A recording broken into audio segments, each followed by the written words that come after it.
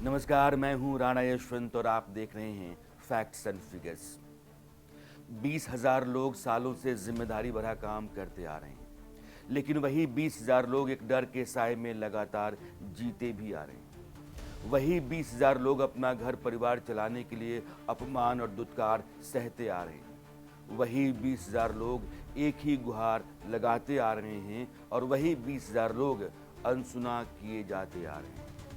वही 20,000 लोग एक अधूरा सपना लेकर जीते जा रहे हैं और वही 20,000 लोग रोज रोज मरते भी जा रहे हैं। इन 20,000 लोगों की 20 वर्षों की आवाज बिहार में किसी नक्कार खाने में तूती की तरह हो चली। डूबती उभरती उम्मीदों, थकते फिर उठते हौसलों, सोते फिर जागते सपनों के साथ कंधों पर पड़ी जिम्मेदारियों को ढोते लोगों के हक की बात आज फैक्ट्स एंड फिगर्स।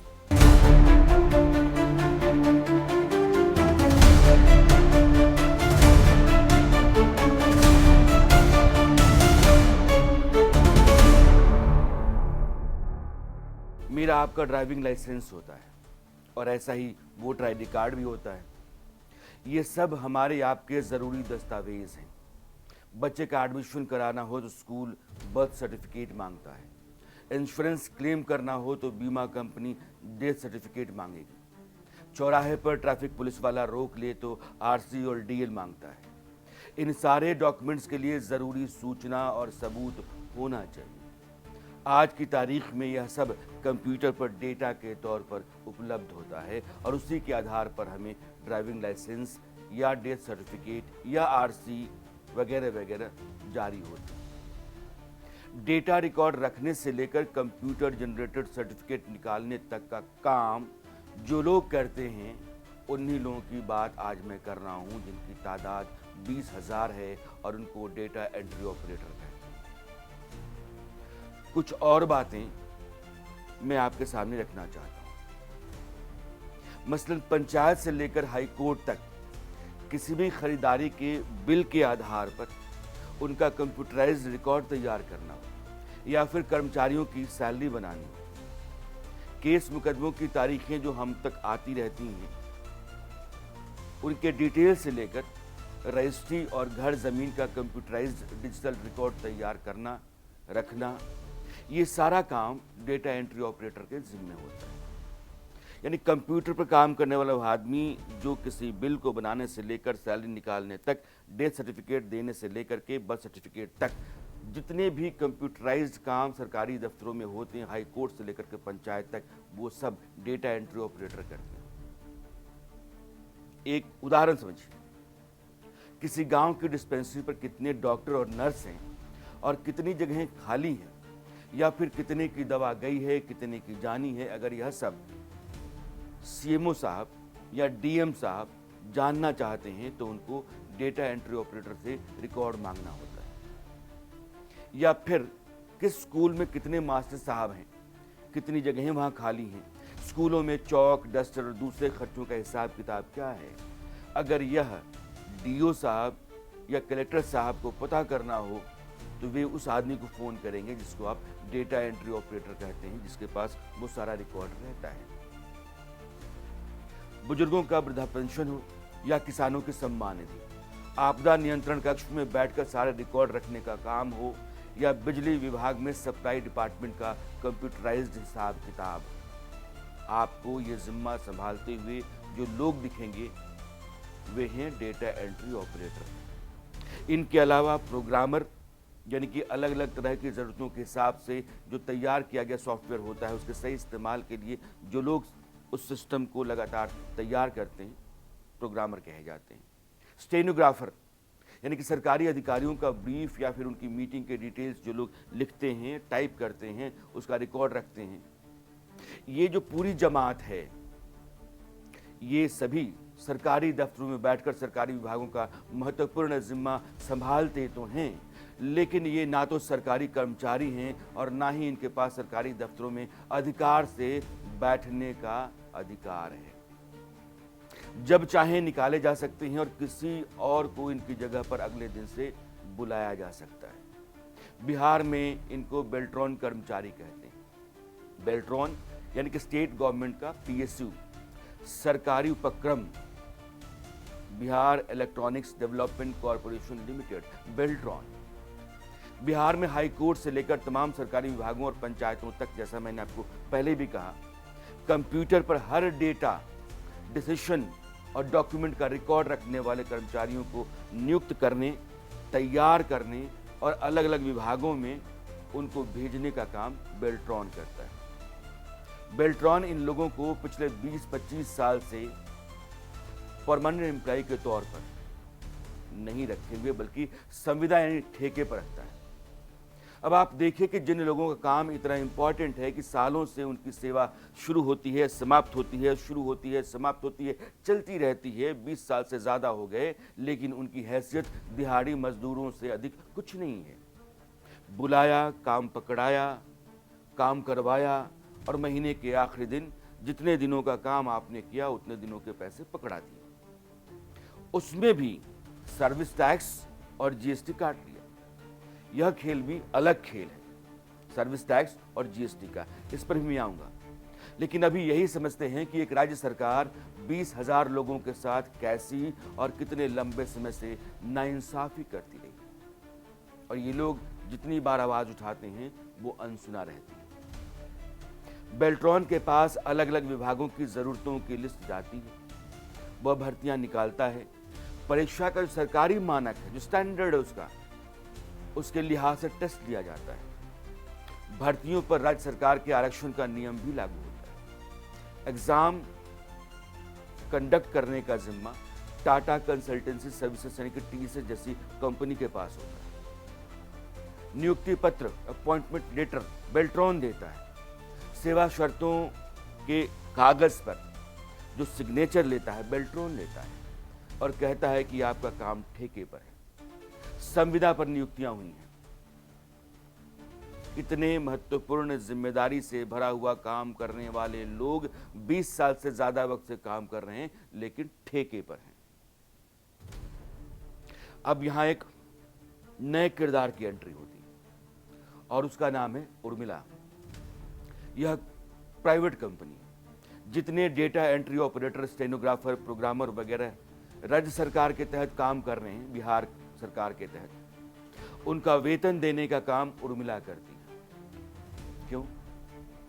वेतन देना इतना भारी भरकम काम है कि इसको भी ठेके पर दे दिया गया। इस वेतन देने के नाम पर हर कर्मचारी की सैलरी से 550 रुपए काटे जाते हैं, सर्विस चार्ज के नाम। बढ़िया है।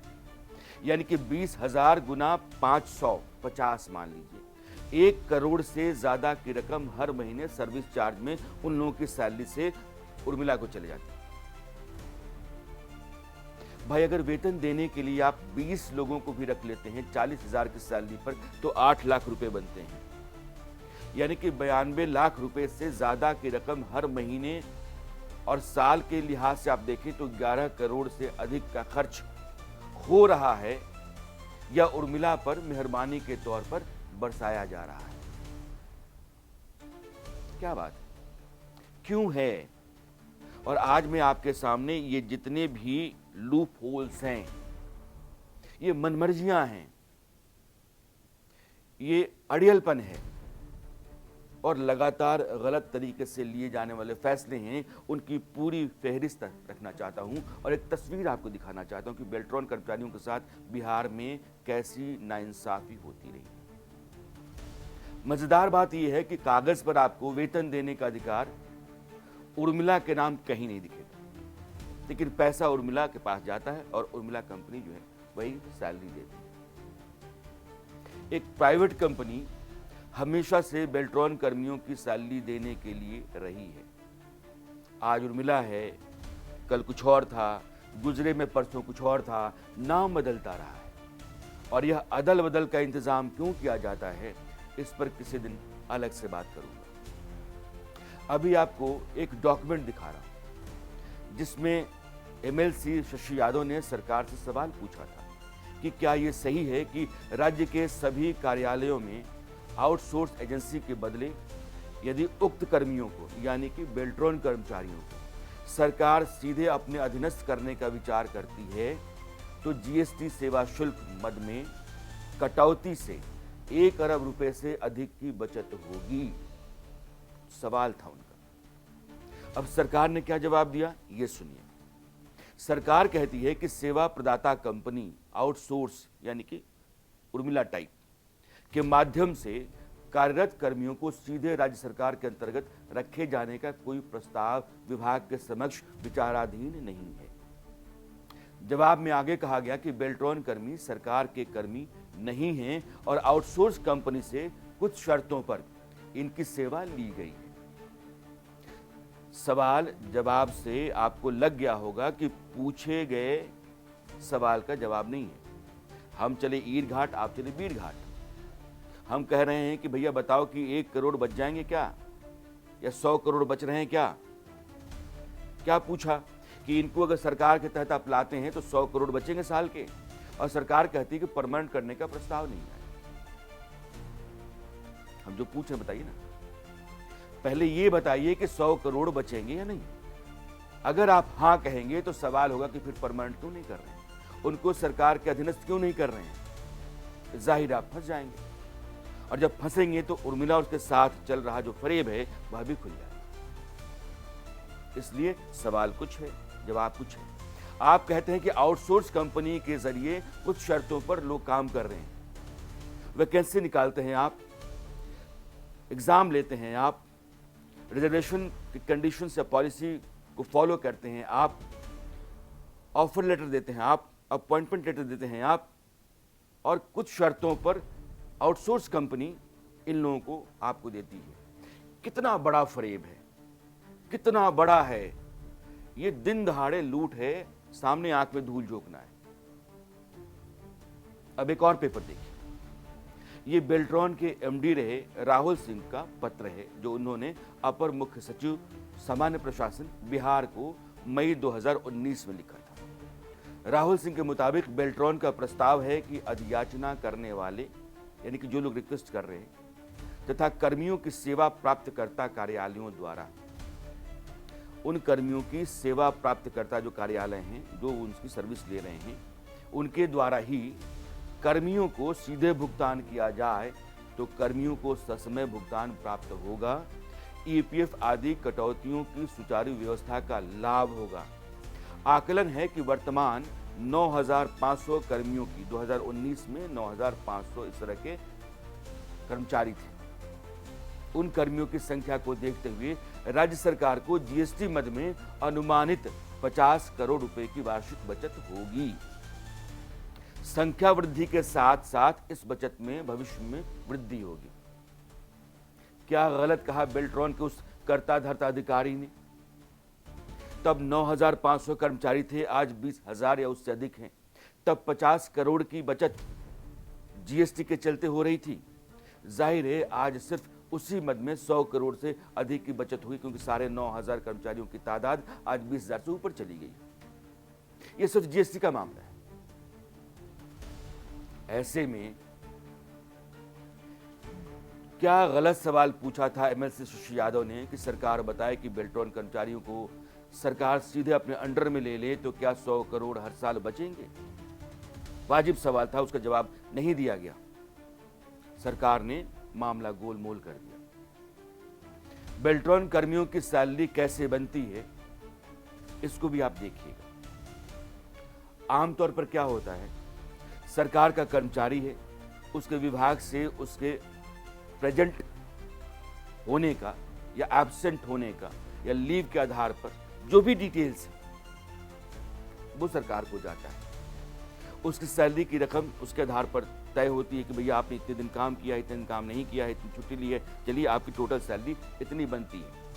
वो ट्रेजरी को चला जाता है, फिर वहां से उसके अकाउंट में सीधा चला जाता है। बेल्ट्रॉन के साथ क्या होता है? होता यह है कि कर्मचारी ने कितने दिन काम किया, उसका वाउचर कर्मचारी बना करके अपने अधिकारी यानी विभाग को देगा। विभाग अपनी सहमति के बाद वो ट्रेजरी को भेजेगा। ट्रेजरी बेल्ट्रॉन को पैसा देगी, बेल्ट्रॉन उर्मिला को देगा और उर्मिला के जरिए सैलरी कर्मचारियों के अकाउंट में जाती है। जाहिर है एक लंबी प्रक्रिया है और इसमें 10 से 15 दिन बेवजह के लग जाते हैं। बेल्ट्रॉन के एमडी रहे राहुल सिंह ने इस परेशानी का भी जिक्र किया था अपनी चिट्ठी में, जिस चिट्ठी का एक टुकड़ा मैंने आपको ऊपर सुनाया कि 50 करोड़ रुपए 9,500 कर्मचारियों को आप जीएसटी के आधार पर बचा सकते हैं।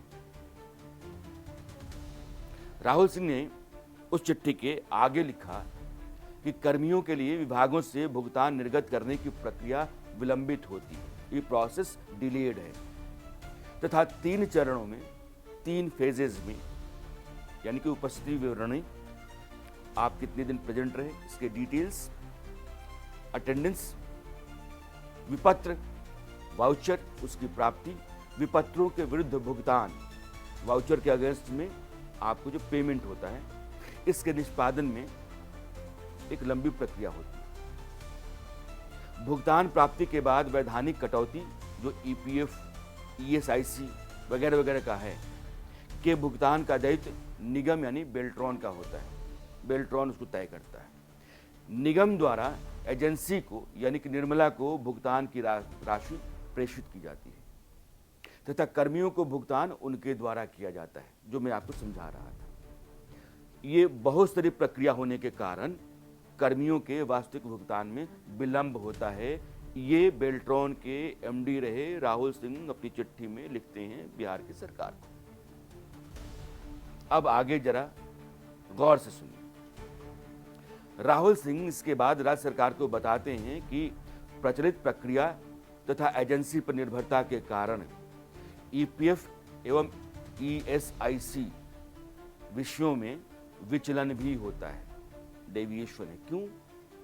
जहां ईपीएफ की कटौती समय पर जमा नहीं होने के कारण निगम को यानी कि बेल्ट्रॉन को पेनल्टी भुगतान करना पड़ता है। साफ है कि बेल्ट्रॉन के एमडी की कुर्सी पर बैठा आदमी यह कह रहा है कर्मचारियों के वेतन में जितनी रकम ईपीएफ और ईएसआईसी के मद में बनती है उसका हिसाब बेल्ट्रॉन करके वेतन समेत सारा पैसा उर्मिला को दे देता है, मगर उर्मिला समय पर सरकारी पैसा नहीं जमा करती है और उसका हर्जाना सरकार को बेल्ट्रॉन को उठाना पड़ता है।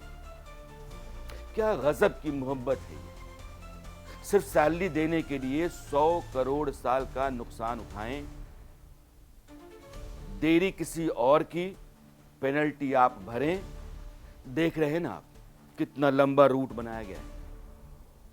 इसके अलावा उर्मिला को 500 रुपये सर्विस चार्ज के दिए जाते हैं और जीएसटी गैर जरूरी तरीके से केंद्र के हिस्से जाता है, जिसके खिलाफ बेल्ट्रॉन के एमडी रहे राहुल सिंह ने चिट्ठी लिखी थी, जिसका जिक्र अभी थोड़ी देर पहले मैं लगातार करता रहा हूं, क्योंकि ये बड़ी बुनियाद है, आधार है बेल्ट्रॉन के भीतर हो रही धांधलियों को आपके सामने रखने का। फिर इन 20,000 कर्मचारियों को सरकार ने ठेके पर क्यों रखा है, सवाल है। 20 साल से नुकसान उठा रहे हैं आप, सवाल है। आप सुन नहीं रहे हैं, सवाल है। ये पैसा किसका है? बिहार के लोगों का है। उस पैसे का हिसाब मांगने का अधिकार किसका बनता है? बिहार के लोगों का बनता है। लेकिन बिहार सरकार उसकी मालिक मुख्तार बनकर अपने फैसले को बदलने को तनिक भी तैयार नहीं दिखती। गजब की मनमर्जी है। अब एक और बलजोरी देखिए। काम के बदले जो पैसा मिलता है उसमें 3 तरह का टैक्स लगाते हैं आप।